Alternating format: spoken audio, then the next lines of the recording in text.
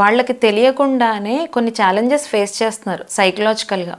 అవేంటి అంటే ఫస్ట్ది కంపారిజన్. సోషల్ మీడియాలో ఎవరైనా కానీ వాళ్ళ లైఫ్లో జరిగిన సక్సెస్ని, లైఫ్ స్టైల్ని, వాళ్ళ పాజిటివ్ సైడ్ని మాత్రమే చూపిస్తున్నారు ఎవరైనా కానీ. అది చూసి ఇన్ఫ్లుయెన్స్ అయిన ఈ లేడీస్ ఏమనుకుంటున్నారు అంటే వాళ్ళలో ఒక రకమైన ఆలోచనలు మొదలవుతున్నాయి. అలా నేను ఎందుకు ఉండకూడదు, అలా నేను ఎందుకు డ్రెస్ చేసుకోకూడదు, మన ఇంటిని మనం అలా ఎందుకు పెట్టుకోకూడదు అనే ఆలోచన మొదలయ్యి ఇంకా అక్కడి నుంచి సైకలాజికల్గా వాళ్ళ థాట్స్ని, వాళ్ళ లైఫ్ స్టైల్ని మార్చుకోవడానికి ట్రై చేస్తున్నారు.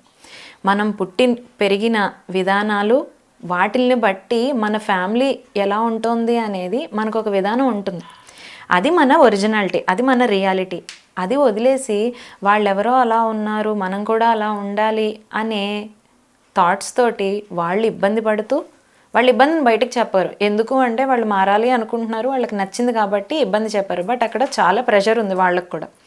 వాళ్ళు ఇబ్బంది పడటమే కాకుండా ఇంట్లో ఉన్న పిల్లల్ని మారమని చెప్పడం, నువ్వు అది చెయ్యొద్దు, అలా తినొద్దు, చేత్తో తినొద్దు, స్పూన్తో తిను అని చెప్పడం, హస్బెండ్స్ని మార్చుకోమని చెప్పడం, ఇన్ని రకాల ప్రెషర్కి గురవుతున్నారు సోషల్ మీడియా ఇన్ఫ్లుయెన్స్ వల్ల.